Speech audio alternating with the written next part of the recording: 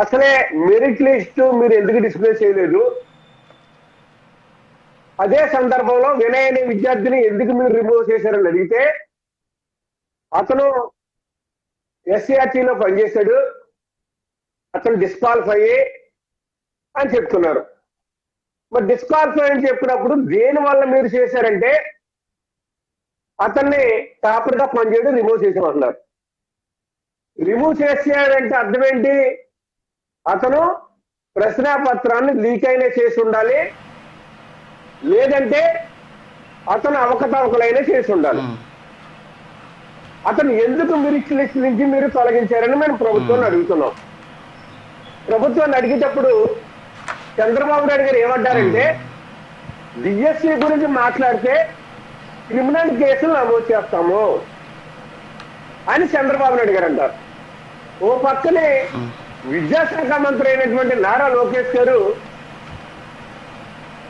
DSC గురించి debate చేద్దాం రమ్మంటే ప్రతిపక్షం పారిపోయింది అంటున్నారు.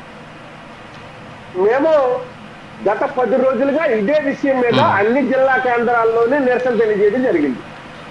ఏం నిరసన తెలియజేశాం? ఈ విషయం మీద అవకతవకలు జరిగినాయి, స్పోర్ట్స్ కోటాలో అవకతవకలు పూర్తిగా జరిగినాయి, దీని మీద సిబిఐ ఎంక్వైరీ అయ్యింది, లేదు సిట్టింగ్ జడ్జితో విచారణ జరపండి అని చెప్తున్నాం. ప్రభుత్వానికి చిత్తశుద్ధి ఉంటే విచారణ చేయండి. అవకతవకలు జరగకపోతే కనుక మీరు మెరిట్ లో ఉంటారు కదా, మీ ప్రభుత్వానికి వచ్చిన ఇబ్బంది లేదు కదా.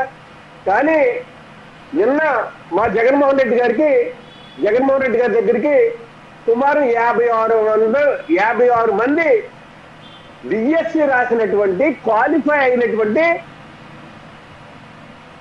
విద్యార్థులు వచ్చారు. వాళ్ళు చెప్పే మాటలు ఏంటంటే మేము మెరిట్ లిస్ట్ లో వచ్చినప్పటికీ కూడా మా మెరిట్ లిస్ట్ ని డిస్ప్లే చేయలేదు.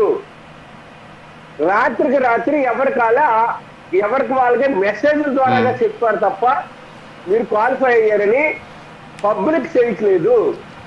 దీని మీద వినయ్ అనే వ్యక్తి కోర్టుకు కూడా వెళ్ళడం జరిగింది. కోర్టు ఇచ్చినటువంటి ఉత్తర్వులను కూడా ప్రభుత్వం లెక్క చేయట్లేదు. 1-2 సార్లు మెరిట్ లిస్ట్ ని మార్చినటువంటి పరిస్థితి ప్రభుత్వంలో ఉంది. ఎప్పుడు డిఎస్సి జరిగిన డిస్ట్రిక్ట్ సెలక్షన్ కమిటీ అంటే ఆ జిల్లాలో ఉన్నటువంటి జిల్లా కలెక్టర్ గారు ఆధ్వర్యంలో జరిగినటువంటి పరిస్థితి, జరిగేటటువంటి పరిస్థితి. కానీ అది జరగకుండా డైరెక్ట్ గా ఇజ్రాయెల్ గారు ఒక్క నిమిషం